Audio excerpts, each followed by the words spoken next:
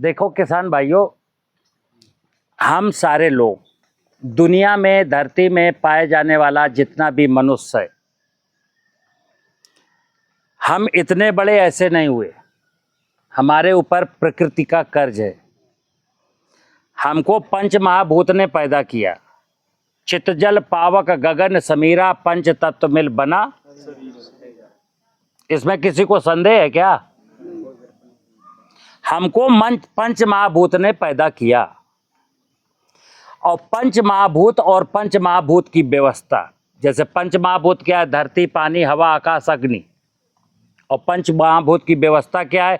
जितनी भी वनस्पतियां और जितने भी संसार में, धरती में जीव जंतु दिखते हैं ना, वो सब पंच महाभूत के द्वारा बनाए गए हैं। चाहे कोई घास हो, चींटी हो, चींटा हो, हाथी हो, घोड़ा हो, हर जीव पंच महाभूत ने बनाया।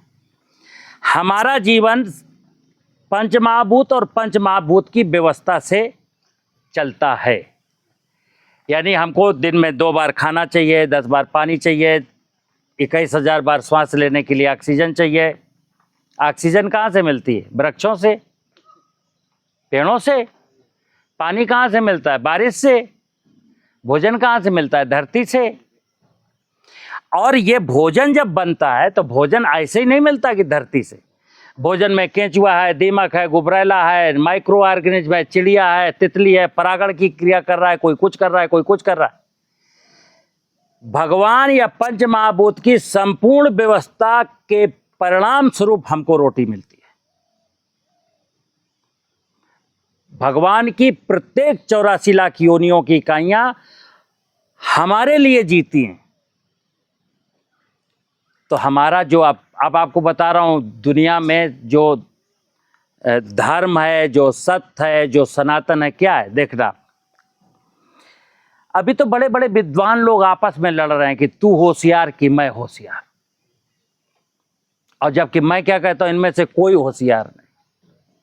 जो लड़ रहे हैं ना कि उन्हें कुछ नहीं आता, उन्हें कुछ नहीं आता, मैं कहता हूं किसी को कुछ नहीं आता।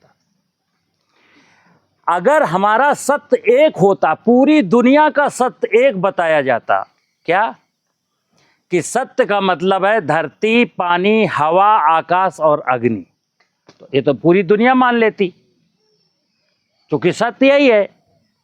इसी को हम भूमि, गगन, वायु, अग्नि, नीर जब कहते हैं तो यही भगवान है। तो भगवान एक है, भगवान एक है। और जब उस भगवान के अंगों को, पांचों को अलग अलग करते तो वो देवता बन जाते हैं। जैसे मैं विनोद कुमार सचान एक हूं, लेकिन कहेंगे ये पैर हैं, ये हाथ है, ये खोपड़ी है, ये पेट है, ऐसे कह लो। और चाहे कंबाइंड कह लो, तो चाहे धरती देवता, वायु देवता, आकाश देवता, अग्नि देवता, नीर देवता, चाहे ऐसे कहो, और चाहे मिला करके भगवान कहो। भगवान ही संपूर्ण व्यवस्था को संचालित करता है। कर्ता केवल कौन है? भगवान। तो इंसान किस लिए आया? देखो, चींटी अपना काम कर रही है, चिड़िया अपना काम कर रही है, पेड़ अपना काम कर रहे हैं, धरती अपना काम कर रही है, नदियां अपना काम कर रही हैं, झरने अपना काम कर रहे हैं। एक इकाई का नाम बताओ कि बाबूजी तितली अपना काम नहीं कर रही आजकल, बोलो। या साहब मधुमक्खी ने तो काम ही बंद कर दो, या चूहा ने काम बंद कर दिया। भगवान के द्वारा बनाई गई प्रत्येक इकाई उस काम को कर रही है जिस काम के लिए वो धरती पर आई थी। एक इकाई है मित्र जो अपना काम नहीं कर रही है, मनुष्य। मनुष्य वो काम नहीं कर रहा जो इसको करना चाहिए, और वो सारे काम कर रहा है जो इसको नहीं करना चाहिए। इसीलिए परमात्मा ने इतनी बड़ी आबादी से मुंह मोड़ लिया, क्योंकि कोई भगवान की पूजा तो करता नहीं, भगवान को जानता नहीं। बोलना, ये जो पंच महाभूत है यही सत्य है, यही भगवान है, और इसी की पूजा करनी है। जैसे हम धरती पे चलते हैं, रहते हैं, खाते हैं, पीते हैं, खेती करते हैं, हमको इतना उत्पादन मिल जाए, इतना उत्पादन मिल जाए, ये हो जाए, वो हो जाए, तो क्या करना है? खेत की पूजा करनी है, मां को प्रसन्न करना है, मां को जानना है, धरती को जानना है, धरती क्या? शिव। और समुद्र मंथन में इसी शिव ने समुद्र मंथन से निकलने वाला विष पिया था, और शिव ने वचन दिया था कि हे पुत्रों, धरती के वासियों, तुम हमको विष देते रहना और अमृत लेते रहना। लेकिन इस कलयुग में मनुष्य ने कहा, भाई अब विष को तो मैं आग लगाऊंगा, इसके बदले आपको यूरिया डीएपी दूंगा। तो शिव तो काले हैं कार्बन की वजह से, लेकिन आपने कर दिया सफेद यूरिया डीएपी डाल डाल के। जब मैंने शिव को जहर नहीं दिया, शिव को कचड़ा नहीं खिलाया, शिव को जैविक ऑर्गेनिक खादें नहीं दी, यूरिया डीएपी के भरोसे 70 साल से चल रहे हैं, तो क्या हुआ? शिव में विष की कमी हो गई, उनकी इंडस्ट्री ठप हो गई। तो क्या करना है? शिव को विष देना है। शिव की पूजा का मतलब क्या है? अपनी अपनी जमीनों को जितना ज्यादा से ज्यादा विष दे सकते हो, विष का मतलब ये कार्बनिक पदार्थ, वो दो, तो शिव खुश है, आपको किसी चीज की कमी नहीं होने देगा। और अगर जमीन को यूरिया डीएपी दिया, जमीन में मैंने पेस्टिसाइड डाले, यानी शिव को भोजन नहीं दिया, और शिव के पेट में शिव की सेना जितनी भी थी, केचुआ, दीमक, चींटी, चीटा, सांप, बिच्छू, उनको जहर डाल के मार दिया। इसके बाद क्या कर रहा है इंसान?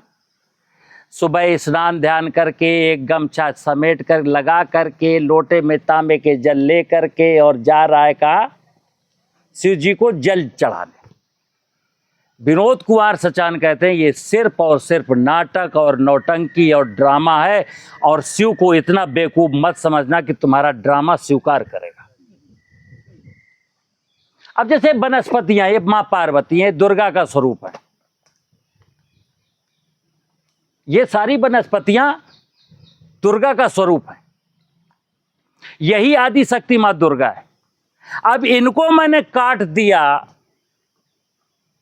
दुर्गा जी को मैंने काट के फेंक दिया, मां पार्वती को सत्यानाश कर दिया, खरपतवारों को मार दिया बीडीसाइड डाल करके। इसके बाद अभी दीपावली में 9 दिन दुर्गा बनवाएंगे मिट्टी की, फिर 9 दिन नौटंकी करेंगे, तो ये मां दुर्गा क्या आपको आशीर्वाद देगी? पूजा आपको कुछ देगी? इसको बेवकूफ समझते हो? अब आगे सुनना। इस सीजन में ब्रह्मा जी ने अपने कमंडल से ढेर सारा पानी माने विष्णु, पानी बरसाया, ढेर सारा पानी बरसाया, लेकिन आपने मेड़ काट काट करके पानी को बहाया। अब आप विष्णु भगवान की पूजा कर रहे हो। हमारे धर्म गुरुओं ने जाने अनजाने, या तो वो जानते नहीं हैं या जानबूझ करके पूजा का, यज्ञ का, साधना का, उपासना का, प्राणायाम का ऐसा स्वरूप पब्लिक के बीच में परोसा कि किसी का भला नहीं हुआ। उनका भला हो गया, लेकिन और किसी का भला। तो मित्र, आप किसान हैं, खेती से बड़ा कोई धर्म नहीं, खेती से बड़ी कोई पूजा नहीं, खेती से बड़ा कोई यज्ञ नहीं, खेती से बड़ी कोई साधना नहीं, और मैं यूं कहूंगा खेती से बड़ा कोई ज्ञान नहीं। आप जानते हो कि वो कहा गया है कि जहां सुमति वहां संपत्ति नाना, जहां कुमति वहां विपत्ति निदाना। सुमति क्या है? ज्ञान। सुमति क्या है? ज्ञान। तो किसान को तो पढ़े लिखे लोगों ने अज्ञान की ओर ढकेल दिया। जैसे हमने बोला कार्बनिक पदार्थ ज्ञान है, यूरिया अज्ञान है, प्रकृति अपने आप कीट पतंगों का मैनेज करेगी, ये ज्ञान है, मैं पेस्टिसाइड डाल के मारूंगा, ये अज्ञान है, प्रकृति खुद अपनी फसलों को, वनस्पतियों को पानी दे देगी, ये ज्ञान है, हम बोरिंग करके पानी देंगे, ये अज्ञान है। अब अज्ञान का वातावरण चलता क्यों? अज्ञान सिर्फ इसलिए चलता है क्योंकि लोग व्यावसायिक हो गए। लोग अब कथा सुनाने वाला भी 51 लाख ले रहा है। राम की कथा सुनाने वाला 51 लाख लेके राम ने तो भाई साहब अपनी सौतेली माता के कहने से अयोध्या जैसी गद्दी को लात मार दिया था। और आज उस कथा को सुनाने वाला कहता है 51 लाख दोगे तो कथा सुनाऊंगा।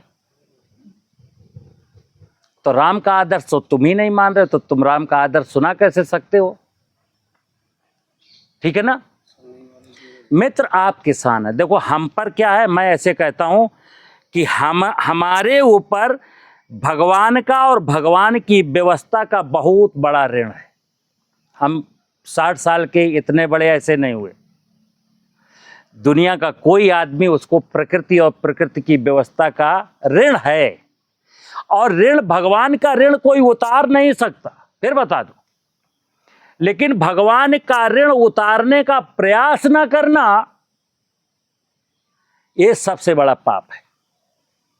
धरती को बंजर बनाना, जंगल को काटना, वर्षा के पानी को ना बचाना, कीट पतंगों को मारना, खरपतवार को मारना, यह सारा का सारा पाप है। तो हम चूंकि अज्ञानी हैं, इसलिए मैं कुकर्मी हो गया। जो ज्ञानी होगा वो जो काम करेगा वो कर्म कहलाएंगे, और कर्म का फल मीठा होगा, ध्यान रखना। आज जब यज्ञ कराता है इंसान, तो अपने लिए तो खाने के लिए 1000 रुपए किलो का घी। अगर पंडित जी ने कहा यज्ञ कराना है 2 किलो घी लगना है, तो 220 रुपए किलो का घी। हमने कहा भाई 220 रुपए का किलो का घी क्यों? बाबूजी भगवान को ही तो चढ़ाना है। हमने कहा भगवान को स्वाद नहीं पता, भगवान को अंधा समझता है, भगवान लंगड़ा लूला है। मतलब भगवान तेरी हरकत नहीं जानता है कि अपने लिए 1000 रुपए किलो का घी, मेरे लिए 220 रुपए का किलो। भैया ऐसी कौन सी बाजार है? भगवान वाला घी अलग है, भगवान गंदा खाता है। इसी प्रकार जब आप किसी देवी के दरबार में गए, अगर आपकी पत्नी कहे नारियल के लड्डू बनाने, तो आप 40 रुपए का नारियल ऐसे से हिला के लाते हो, बजा के लाते हो। और जब देवी मैया के दरबार में छोटी चंद्रिका जाते हो तो 20 रुपए का नारियल बिक रहा है बाहर। आपको पता है ना कि 40 रुपए का नारियल अच्छा होता है, 20 रुपए का नारियल अच्छा नहीं होता। लेकिन आप क्या कहते हो? देवी के वो तो चढ़ाना है। यानी देवी अंधी है, बहरी है, लूली है, लंगड़ी है। तो अगर मैं भगवान को, देवी को लंगड़ा लूला बहरा समझता हूं, तो उसके दरबार पर जाने की जरूरत ही क्या है? तुम तो ज्यादा अच्छे हो। ठीक है ना। किसान होने के नाते मित्र आप सबसे निवेदन करता हूं कि हमारे ऊपर भगवान का बहुत कर्जा है, और अगर कर्जा हम उतारते रहेंगे तो मेरी आने वाली पीढ़ियों को देता रहेगा। भाई बाप ने कर्जा लिया, उतार गया, तो वो भगवान फिर आपके लड़के को कर्जा दे देगा। लेकिन ये आज की पीढ़ी पूरे देश का, चाहे कोई भी बड़े से बड़ा नेता हो, बड़े से बड़ा साइंटिस्ट हो, बड़े से बड़ा वकील हो, जज हो, कोई भी हो, मीडिया हो, मतलब भगवान और प्रकृति और धरती माता की और जंगल की और जल की के बारे में कोई नहीं सोचता। सबको क्या है? सबको कागज के नोट की तलाश है।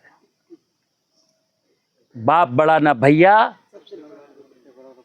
और जानते हैं आप, ये सबको पता है कि अगर पानी खत्म हो जाए तो पैसा पानी नहीं देगा। सबको पता है भोजन खत्म हो जाए तो रुपए से भोजन नहीं मिलेगा। और सबको पता है अगर कैंसर हो जाएगा तो आपके वो 2 लाख 4 लाख रुपया से कैंसर भी ठीक नहीं होगा। होगा? नहीं होगा। तो मैं कहता हूं बीमारियों को बुलाओ क्यों? आप भगवान के प्रति वफादार रहोगे तो भगवान आपको कोई भी कष्ट नहीं देगा। और जब मैं भगवान के प्रति वफादार नहीं हूं, भगवान और उसकी व्यवस्था को लूट करके, अभी क्या हो रहा है? धरती को बेच दो, धरती को किराए पर दे दो। अब आपने देखा होगा ना, आप में कई लोग ऐसे होंगे जो बलकट की जमीन लेते होंगे। मैं कहूंगा नहीं किसी का, अपने अपने गिरेबान में झांक के देखना। जो व्यक्ति किसी का 5 बीघा जमीन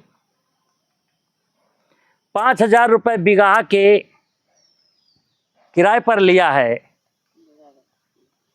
क्या उसमें निरमा नहीं डालता? क्या उसमें नमक नहीं डालता? डालता है ना? क्यों? जिसको मैं माँ कहता हूं, ये मेरी धरती माता है, इससे मेरा जन्म जन्म का नाता है, इसने मेरी हजारों लाखों पीढ़ियों को पाला है और आने वाले समय में यही मेरी आने वाली पीढ़ियों को पालेगी। उसको नमक डाल के, निरमा डाल के खराब करना, यूरिया डाल के, डीएपी डाल के, फंजीसाइड डाल के, इंसेक्टिसाइड डाल के मारना। मित्र, जिसकी मां मर जाएगी, ध्यान रखना, मेरी भविष्यवाणी है कि अब ये दुनिया बहुत चंद दिनों की बची है। अब यहां सबको मरना ही मरना है, सबको मरना है, क्योंकि हमारा पूरा का पूरा सिस्टम इस बारे में नहीं सोचता और कोई नहीं सोचता। आप तो 5 बीघा जमीन के मालिक हो, जब आप ही नहीं सोचते हो तो कोई क्या सोचेगा? मां को जिंदा रखने से पवित्र काम कोई नहीं, इससे बड़ी कोई पूजा नहीं, इससे बड़ी कोई साधना नहीं। और मां को जिंदा रखने के लिए ही मैंने बोला क्या, खेत की मेड़ों पर पेड़ लगाना है, पशुपालन करना है, वर्षा का पानी बचाना है, इसके अलावा और को कुछ नहीं करना। चद्दर तान के सो जाना है, बकाया सारा काम मां कर लेगी, तुम चिंता मत करो। तुम्हें झोला लेके बाजार नहीं जाना पड़ेगा, तुम्हें खेत को 4 बार जोतना भी नहीं पड़ेगा, और ना विश्वास हो तो जंगल चले जाओ। जंगल में चिड़िया जमीन पर बीज बो देती है, जामुन का, शीशम का, नीम का। जमीन के ऊपर जामुन का बीज चिड़िया ने बीट कर दिया, जामुन का बीज जम गया, जड़ें नीचे गई, पौधा ऊपर गया, विशाल का पेड़ बन गया। उसके जामुन के फल भी दमदार, जामुन के फल मीठे हैं, और आंधी तूफान से वो पेड़ गिरता नहीं है, क्योंकि माँ की सामर्थ्य बलवान है। माँ उस पेड़ को आंधी तूफान में गिरने ही नहीं देती। और आपकी जो धरती है, आप गड्ढा खोद के जामुन का पेड़ लगाते हो, 10 साल हो जाता है, आंधी आती है, गिर जाता है, उसके फल अच्छे नहीं होते, फल मीठे नहीं होते। क्यों? माँ की सामर्थ्य नहीं है। जब तक माँ की सामर्थ्य नहीं बढ़ाएंगे ना, तब तक। तो खेती में क्या हुआ? नेचुरल फार्मिंग में, नेचुरल फार्मिंग का एक ही सूत्र है, मैं अपनी धरती माता को और मजबूत बनाऊंगा। बस। मजबूती का मतलब क्या है? इसमें कार्बन बढ़ाऊंगा, किसी भी चीज को आग नहीं लगाऊंगा, जो कुछ मेरे घर में पैदा होगा अपने खाने पीने के बाद सबका सब धरती माता को लौटा दूंगा। धरती माँ संपन्न, बेटा संपन्न। धरती माँ बीमार, बेटा बीमार। धरती माँ असहाय, किसान असहाय। धरती माँ कर्ज में, किसान कर्ज में। धरती माँ रोएगी, किसान रोएगा। धरती माँ नहीं मुस्कुराएगी, किसान नहीं मुस्कुराएगा। हमको अगर हंसना है तो माँ को हंसाना पड़ेगा, बस सीधा सीधा सूत्र। माँ को हंसा दो, बकाया काम माँ खुद देख लेगी। और जिसकी माँ जिंदा है उसको कोई मार नहीं सकता, उसको कोई बीमार नहीं कर सकता, उसको कोई कर्ज में नहीं डुबो सकता। और जिसकी माँ कर्ज में डूब गई उसको तो कर्ज में डूबा ही रहना है। नमस्कार। समझ में आई बात? क्या है? पानी पी लो भाई।